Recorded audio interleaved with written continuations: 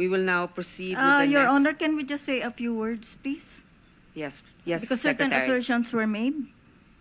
Absolutely. With regard the actual situation between where Marwan was found and the MILF, I think that is subject to investigation, and I understand that when an executive meeting is held, that's much more on that may be much more enlightenment on that may be given by the MILF, but certainly that is a matter that still requires exactly looking at the ground.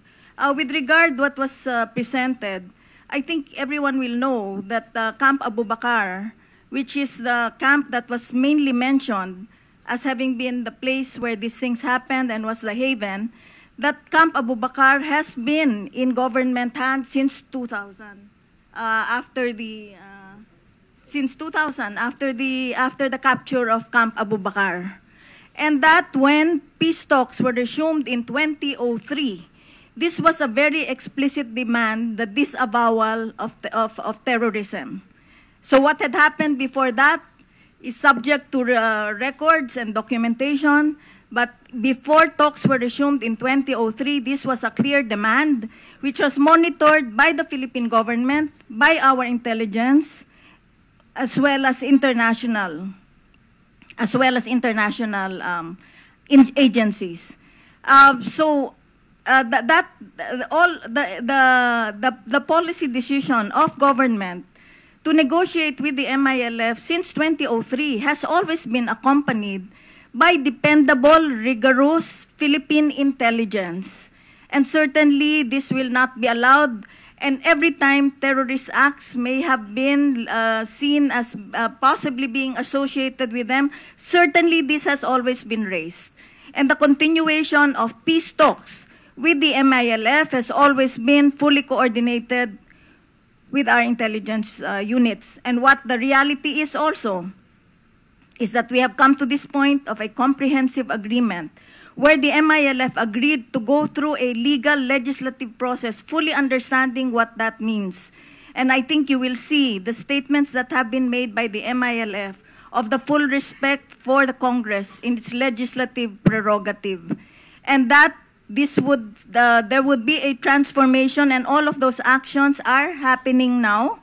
That includes the decommissioning being put into place, where there are targeted actions that you will see within the next month, as well as the preparation of the MILF to fully transform, which will include the building of a political party.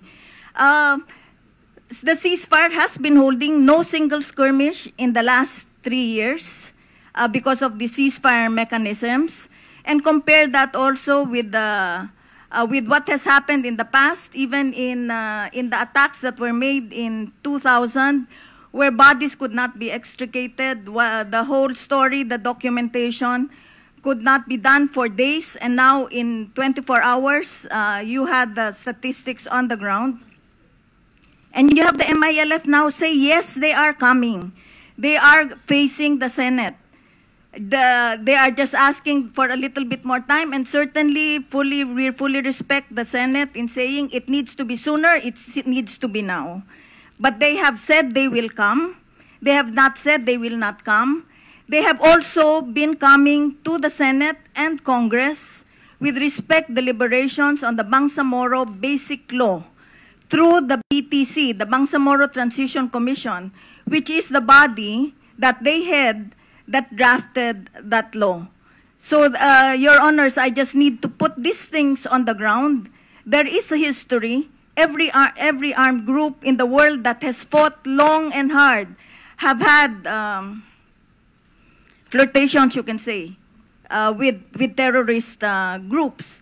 But the reality is, since 2003, closely monitored by our intelligence forces, there is no evidence that there are institutional links, and I think our own CCCH will verify that there have been many occasions of cooperation where they helped in the interdiction of lawless and terrorist elements that were found within your communities. Madam Chair, Thank you, just Your a Honor. manifestation, Madam Chair. Okay, go ahead, Senator Cayetano. Just because kung sa susunod round, but I won't ask questions, but just as a manifestation and join there. Number one, Marwan Ma'am has been with them for the last 4 years. 2006 pa lang, associated na siya kay Umbra Cato. Pero every time na ang SAF mag-coordinate, kahit sa iba, nakakawala siya. Okay? Ang bahay niya ay 500 meters lang dun sa commander ng MILF. So let that speak for itself. No? Pangalawa po, yung sinabi po, wala na yung Camp Abubakar. Yes. Pero yung links po at saka yung kay Marwan, 60 po ang naturuan niya at in and out pa rin ang iba't ibang mga grupo. Ang BIFF at MILF po, wala pa akong nakakausap. Baka mamaya kung may second round, tatanungin ko sa mga militar at pulis. Pero on the ground, yung SAF, yung mga pamilya, yung kanilang mga classmates, mga retired, ang Taguig ay home of the military and police. Wala po pang ni isa nagsabi sa akin na ang BIFF at MILF ay magkaiba. Lahat sila sinasabi, iba lang commander pero sila din. And sabi nila, that's why it explains that the ceasefire is holding. Because ang style ng MILF, ang BIFF ang paatakihin. That's why in 2008, 2012, 2013, may skirmishes at may mga raid. Pero hindi daw MI yun, BI. Eh ang si Umbra Cato, nandun din lang ang base niya eh. Eh siya ay fugitive from justice, bakit hindi sinusuko ng MILF? Bakit hindi natin sinusugod si Umbra Cato? So I admire Secretary Deles, your want for peace. But MILF has to want it also. They have to give up also their being revolutionary. Pero pinapatay nila ang mga pulis at saka mga militar natin, tapos sasabihin nila, we want peace. So anyway, Madam Chair, I'll stop there, and I welcome this debate anywhere and anytime. But I will stand pat that right now, no, the reason we are here and the reason why we are mourning is because of the MILF and how they cuddle terrorists. Your Honor, may I just suggest an executive session with the CCCH to provide more light exactly on the relationship between the MILF and the so-called terrorists. Ma'am, I object to that. Why can't the public know what the relationship is of the BIFF and MILF? Madam Chair, point of order.